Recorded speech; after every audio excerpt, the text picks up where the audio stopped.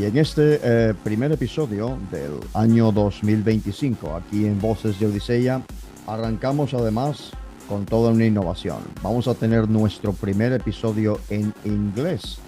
Y para eso contamos ahora mismo con un amigo de esta casa y también uno de los entrevistados del programa de investigación, Matthew James Bailey. Así que a partir de ahora vais a escuchar audio en inglés en este caso, y tenéis aquí los subtítulos en español. Matthew, welcome to Voices of OdiseIA, the first time I say that name in English. Oh, it's great to be here, Frank. I love your work. You have great mojo, my friend. Thank you very much, Matthew. Okay, so Matthew, this wasn't going to be one of the questions for this interview. However, you know, having witnessed what we have witnessed so far in the last 48 hours, 72 hours, we have to talk about DeepSeek and what is all of this disruption and all this hype and all this noise. Tell us about DeepSeek. What is different from what it was with, for example, OpenAI's ChatGPT 2 years ago? Okay. Yeah. So we're still trying to discover what's going on, but this is what we've uncovered so far. That there's a company in Hong Kong that have basically created an equivalent to ChatGPT's O1 model, which is starting to show reasoning, and it only cost about $6 to $7 million to train that model. Now, the cost of training something like ChatGPT or Claude or Grok normally, Frank, is $100 million. Wow. The energy required it could power 700,000 homes for 1 year. Wow. And yet DeepSeek has been trained on a much smaller model that only costs $6 to $7 million to train, and yet it's already showing the same capabilities as ChatGPT's O1 by being able to reason. This is remarkable. It's cheaper, and the model is much lighter, which means it's more cost efficient and energy efficient to train that artificial intelligence model. If it's true, it will blow the industry wide open with this new model. Understood. I mean, what could argue, of course, that for example, the users in this case are using GPUs by NVIDIA in this case. So that's right. Yep. Exactly. So they're kind of making the case of, well, it's not that simple. It's not that. It's an oversimplification just to say, well, it is much cheaper and so forth. What do you say to that, Matthew? Yes. So basically what we found out is they had older NVIDIA AI GPUs that had been in storage for a while. And then they used other types of AI chips that are nowhere near as powerful as the latest things like Blackwell that's come out of NVIDIA, right? The latest AI GPU. And so effectively what they've done is kind of put together kind of a hodgepodge of like data servers of old technologies, and been able to train an artificial intelligence large language model that is as performant as the most powerful large language model we have today from people like OpenAI and Claude, who spend billions on their data centers. These guys only spent like 6 million. And it's like, what on earth have they done? That's remarkable. It is remarkable indeed. So what about this, what we're hearing? Well, it's actually the truth. They are actually open source. That's correct. For those who are not familiar with, well, it is a closed system and it is open source. Explain to them what is the advantage of DeepSeek in this case. Yeah, so Meta have gone down what we call the open source type of foundation. So what does that mean? So what it means is the algorithms and the model is available to the general public under under a user license, a free user license, so they can access the model and use the model, and they can train that model or actually build new mathematics into the model. So open source is about bringing it into the public domain for public adoption, public critique and assessment, and basically it's the open source is kind of the way that the software industry is going, actually, Frank, where we basically make it open to the general public. Now, a closed system like who will be closed? Claude, more or less. ChatGPT is now closed. Yeah. So effectively, what that means is you have to buy it from the company or buy the services from the company, which costs you a lot of money, right, in order to provide large language model services. But open source, it's free for everybody to use. And so you can just go and have fun with it. So what we're seeing is that open source is the kind of it's where the AI industry says this is the best place to go. And we saw open source successful with Unix, but went to Linux, right? Yes. And you know, companies were built on open source software that were worth billions of dollars, like Red Hat and others, right? So open source means it's open to the general community to innovate, and I think that's the right way to go. Now, OpenAI was meant to be open source when Elon invested his $50 million. But Sam Altman, in partnership with Microsoft, have turned OpenAI's models into a closed system, not an open system. Because it's all about the dollars, right? It's all about the dollars. It's about the ROI. That's right. Exactly. Well, and these could be a coincidence, I guess. But I remember back in the days when you and I met the first time, that you had been a consultant for the U.S. government. I remember some years ago. I'd advise them. Yeah, I'd advise an advisor. Them, yeah. Yes. Yeah. So is this a coincidence that this is just being released after the public display of what is going to be the Stargate project? Yeah, we can talk about Stargate. Of course, Of course, it is a coincidence. Okay. Of course, it's a coincidence. Of course. Oh dear. I mean, Project Stargate, that actually started with Microsoft and OpenAI a few years ago. They announced that, actually, and it was going to be about I think it was about $100 billion or something like that. And now, obviously, under the Trump administration, investors from Oracle and SoftBank and a few others have come in and said, right, let's go from 100 billion into 500 billion in order to move these large language models into what they hope is artificial general intelligence, where AI starts to develop higher human capabilities like reasoning, goal setting, knowledge transfer learning, maybe an understanding of emotional intelligence, a new form of cognition. But personally, I think that AGI through large language models won't be achieved. We need cognitive science, new mathematics in order to develop those, if you like, those higher brain functions, those higher capabilities in AI. And Jan LeCun from Meta agrees with me on this.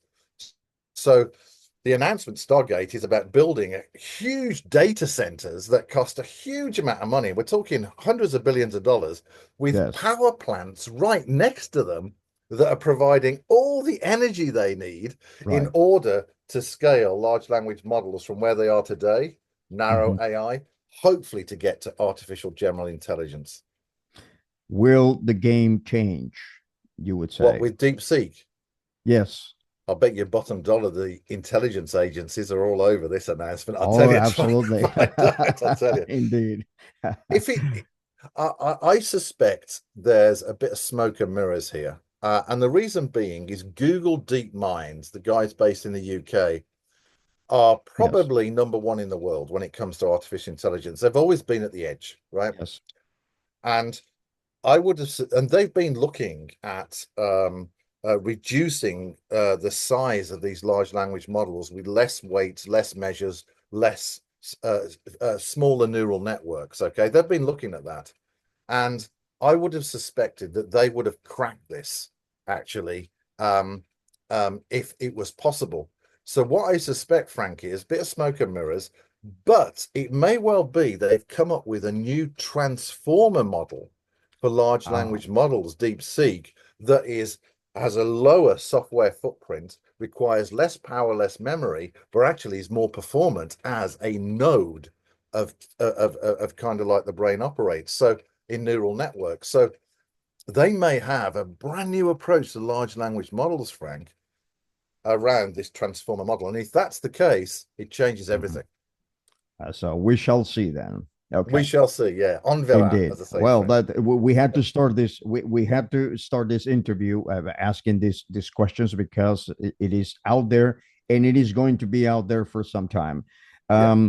So back to the beginning. I remember also a few years ago when we met online that you had published a book when AI ethics was a sort of well, it was a sideline concept somehow.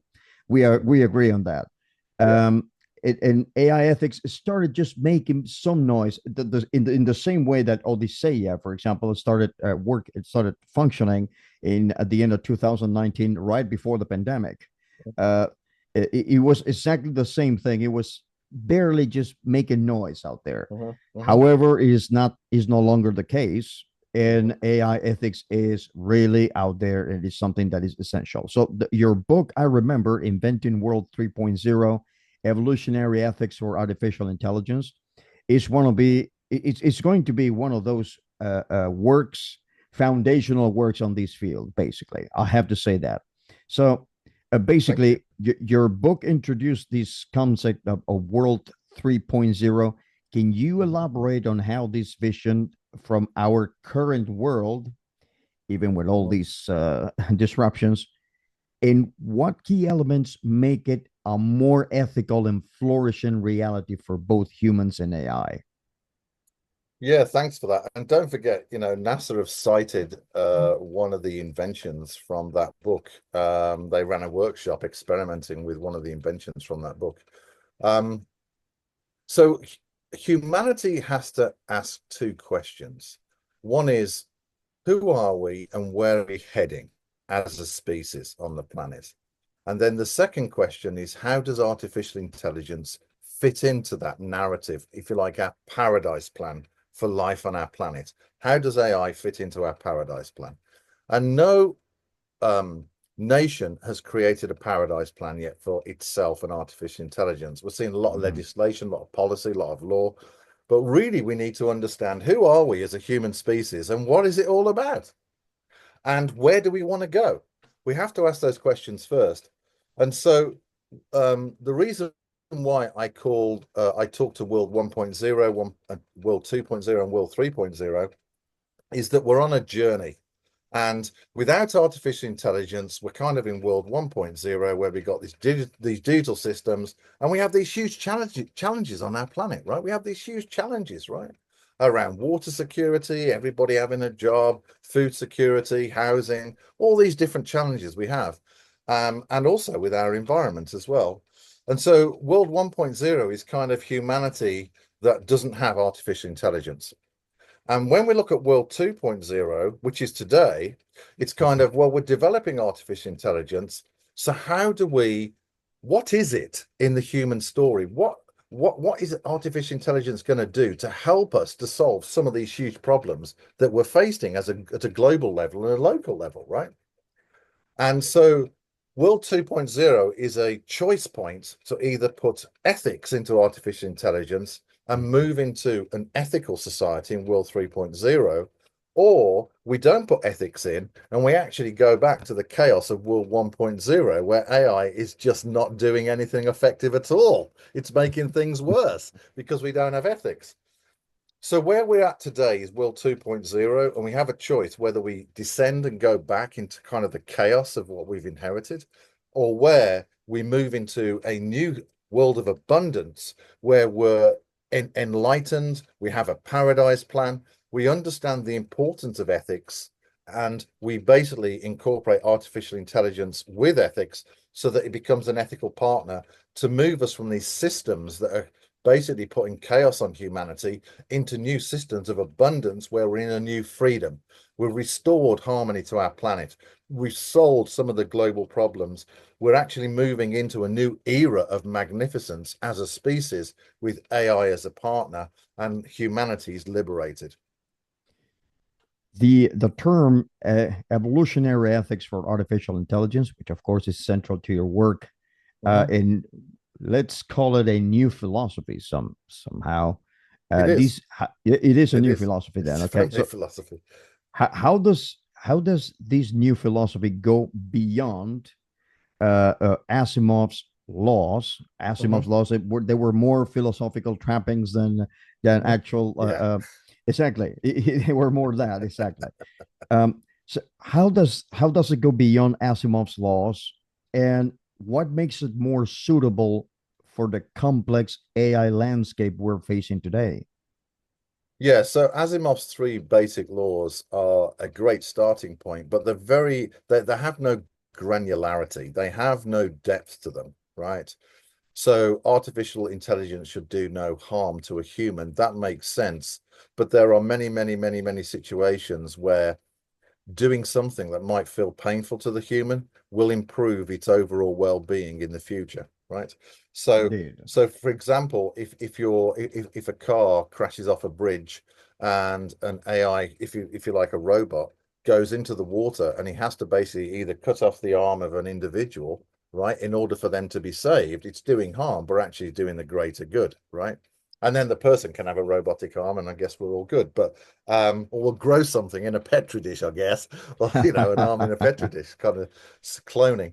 Um, so humanity itself is, if we look at its history and we look at its development, it's been on an evolutionary journey, right? It's been on a biological evolutionary journey in terms of going from, if you like, the primordial soup, Frank, into Yes. Homo sapiens today. But we've also been in a mindset evolutionary journey where we've actually started to understand more of the world. We started to understand more of the cosmos. We've started to understand biology more. We've actually started to kind of develop, if you like, our understanding of reality itself. Okay. And that hasn't finished. So our mind has been on an evolutionary journey itself. And the nature of humanity is to continue to evolve in both body, mind, and spirit. So that's why evolution's so important. And so that's why evolutionary ethics for artificial intelligence has to be aligned with that evolutionary journey. So, for example, we might want to say something like artificial intelligence will support regenerative and sustainable agriculture, right? Yes. Ancient traditions, right? That actually make sure the soil's good, the bacteria's good, the food's good, and then we're good, right? We Mhm. might say something like artificial intelligence shall protect the culture and the sovereignty of the individual. So we're no longer being manipulated by systems around us. Our mind remains free, and also our choices remain free to thrive in body, mind, and spirit.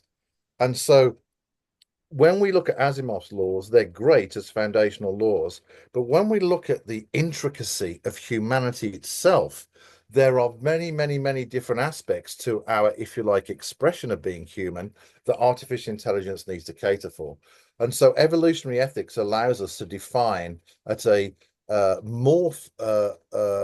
it allows us to define all the areas where artificial intelligence needs to assist humanity to thrive at an individual level, the family to thrive, our communities to thrive, our nations to thrive, our world to thrive, and also how it can assist us to keep on growing and not dumb us down, right? So Right. and one of the beautiful things about artificial intelligence is it's a mirror back to us, right? It Yes. doesn't know who humanity is. It Mhm. doesn't know our paradise plan. It doesn't know what ethics and morals are. And so we're learning to actually, that reflection back to us is teaching us to go inwards and actually start to understand who we truly are as a species, right? And Right. then we can start to put benevolence and evolutionary ethics into AI so it's working with where we're going into our future. Does that make sense? Absolutely. Right. Absolutely. Okay. That's why we need ethical AI and not responsible AI. Big difference. There's a Okay, huge great. difference. That's it. It is quite a difference that you don't get to hear uh, in town. Okay, Right. Right. No, you indeed. won't. So NASA, in this case, and we're going to talk about NASA here a bit Yeah. because it has been reported NASA used the codes for ethical AI from your book actually, um, and because they just past U.S. elections in which, well, Elon in this case was basically celebrating, just saying, "Oh, we're going to Mars." Okay, and then of course it has to do with space exploration, and that's my question right now: is could you share some insights into how these principles that NASA has been using from your book in this case might be applied in space exploration, and what implications this has for AI development here on Earth? Yeah, that's a great question. So I can't share everything, but I can share a little bit, right?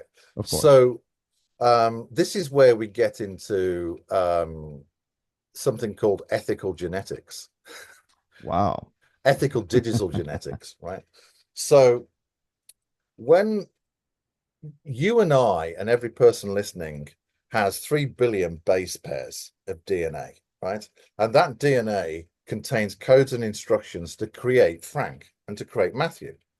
Now, within there will be 12 to 16 base pairs that will define your eyes. So Frank has eyes and Matthew has eyes, but those eyes are different sizes, different colors. And so there's a uniqueness to the design of eyes based on genetics, right? Yes. So when we look at ethical digital genetics and the culture of the individual and the culture of societies, then what we can do is we can basically say, hey, listen, everybody wants to have a principle, say, of magnificence, but the way you express it and the way I express it may be subtly different. And so ethical digital genetics, which is evolutionary mathematics, basically puts magnificence in Matthew and magnificence in Frank, right? Yes. But it expresses itself slightly differently, right? And so we need ethical digital genetics in artificial intelligence for it to understand the individual perfectly, but recognizing there are many common themes within the individual, right? Yes. Are you with me so far? I haven't gone too far, right? Okay. So when NASA did this experiment, and I think it's in the public report they put out, I introduced them to ethical genetics, digital genetics, and they looked at areas such as the data ownership, the ethics of data, right? Data sovereignty, data ownership, data permission, all data rights, all sorts of ethical data, right? Yes. And we looked at things like the algorithm, the origins of the algorithm. Is it ethical? Do you have permission? How much has it been tested? You know, there's various aspects of ethical digital genetics that allow us to build an ethical genome for artificial intelligence, right? Indeed. So if we bring in ethics around data or the model or around the environment or around business or around commerce or around culture or around spirituality or around jobs or around whatever topic you want to do, it has a genome associated with it. And so the principles that NASA are using basically will be overarching principles, such as something like we want to be magnificent in space exploration, right? But how they do that will be very different to how SpaceX do it, or how Blue Origin do it, or how another space company does it, right? Same principle, but their execution is different. It's different, right? Understood. That makes sense. Absolutely. Right. I haven't been asked this for such a long time. I'm trying to remember it all. That means the questions are well done. Okay. So your book has received praise from diverse figures, actually, including Foster Gamble from the Thrive Movement and Kathleen Barthay-Walcott from Intel. How do you see ideas bridging the gap between different sectors like technology, academia, and social movements? I gotta step in here because I have been trying to develop my own concept called omnivergence. In this case, it has to do with a paper, a publication of papers from diverse sectors and fields, and how they feed back into each other. Trying to develop that for a couple of years now. 4 years, actually. I love it. I think that's awesome. I'll keep you in the loop with that. Not now because we don't have time. But how do you see these ideas bridging the gap from different sectors? So you've identified beautifully there are gaps to bridge in humanity in order for collaboration to truly occur, Frank. And obviously, we've seen different polarized views. And the real leaders of tomorrow will have the gift of diplomacy, and they will be able to unite the left and the right, the one and the zero. They will be able to unite the common ground, the bridge you're talking about. Yes. Those folks are the leaders of tomorrow. And so when academia comes to the table, or big tech, or whoever, philosophers, it doesn't matter who it is. The key thing is to find the common ground, because no one is absolutely right, but we hold bits of truth that it's like a jigsaw, that when we put them together, we have a complete piece and then move forward together. The problem with academia is that, or the challenge with academia, and, you know, I've been a visiting scholar to NASA and taught at Cambridge University, is that they don't really have real world experience of software development. They have no product experience. They've never built a business, and they're brilliant at research, but not real world experience. Okay. So they bring this genius of research, but the businesses know about the real world, right? And exactly. The philosophers understand the people. And so we have to bring these people together, Frank, in an what did you call it? Omniverse? Omnivergence. That right. Is the future, right? We have to bring people together. And academia is doing some remarkable stuff. They're looking at, is it possible to develop moral and ethical algorithms, right? Is it possible for large language models to have a moral mathematical infrastructure, right? Wow. And I wrote to him and said, look at ethical digital genetics, because I'll give you the answer. Indeed. But, you know, there's a lot of not invented here in academia. There's a lot of, they're a bit ivory tower, Frank, at times. Indeed. It takes me, that what you just said, it brings me to back in the 70s, this book, Upwingers, by Esfandiari, FM 2030. Basically, that Upwingers, that book, that it was about bridging the left and the right and so forth. Yeah. Matthew, in your view, what are the most critical steps that governments, businesses, and individuals need to take in the next, say, 5 years to move forward towards the World 3.0 vision you've outlined in your book? That's a great question. Step number one, develop a paradise plan. That's step number one. Understand who you are as a human collective. How do you define space-time reality? What are the ethics and morals that are basically governing that, right? So for the US, you have the different founding documentation documents, from the Constitution to the Federalist Papers to the Declaration of Independence and all that stuff, right? Understand who you are and what's your paradise plan? Where are you heading as a human collective, and where does AI fit in order for you to leap into that future, right? Step number one. Step number two, ethics for artificial intelligence is imperative. If we look at the human intelligence, how it's developed cultures around the world, ethics do drive our worldview. Ethics drive how we understand the world and the nature of reality. Ethics are within every single person, whether they're brilliant or whether they're not so brilliant, right? Indeed. Human intelligence functions on ethics, and so artificial intelligence must function on ethics fundamentally.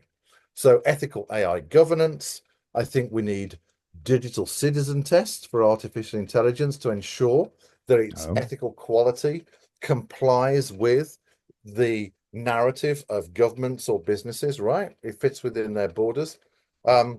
We need to have certification of ethical artificial intelligence so the general public can trust that artificial truly is ethical.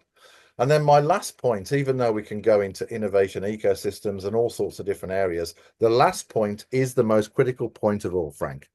The general public must have a voice in artificial intelligence. It is imperative that people have a voice in artificial intelligence. And that fourth point is you made is quite important for OdiseIA in this case, because OdiseIA, as you know, is the union in Spanish of the Odyssey in this case, and AI backwards, the acronym for AI. IA in this case. Love So it. we're in a journey right now. It's quite That's right. a voyage actually. Yeah. And it is very important for us at OdiseIA because we have contributed in conjunction with Deloitte. That was 14, 15 months ago. We developed what it is called now the sandbox for regulation here in Spain specifically, in which companies are going to go basically and test their algorithms to make sure they comply with a certain, ethics, as you call it. It could be better. Yeah. It would be better, of course. So that's perfect. I love that, because what that allows us to do is incubate our ethical artificial intelligence. It allows us to then basically, it has to pass a certification process, right? Which is really important for it to be in the public domain. So you're now developing trust, like the British kite mark. And I've written all about this. But also you're moving from machine chaos into machine order, because you're using governance to release trusted models into Spain, right?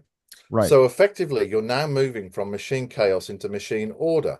What that means is ethical artificial intelligence is aligning with the quality of the Spanish culture, the quality of the Spanish traditions, right? You're actually embodying the Spanish essence, if you will, into the sandbox, and that's the right thing to do. Exactly. And one last question, Matthew, in this case, this first but not last interview here at Voces de OdiseIA is basically we're under the umbrella of Google.org on a digital futures project. OdiseIA is a grantee of this program. We're holding a hackathon at the end of February. Okay, so this is going to be watched, of course, by the potential teams and so forth. The hackathon is about AI solutions for vulnerable groups. Vulnerable groups, exactly. Vulnerable groups is no longer what it used to be. There are more vulnerable groups now than ever, basically, because of the AI disruption, tech disruption. So what would you say, what advice would you provide to these teams and spin-offs and startups participating in our hackathon? Approach your solutions with loving kindness. Approach the groups that you're looking to solve with loving kindness. Do not go in arrogance and assume you know the solution, but engage with those groups. Really understand what they need, and innovate with loving kindness and with genius and with passion.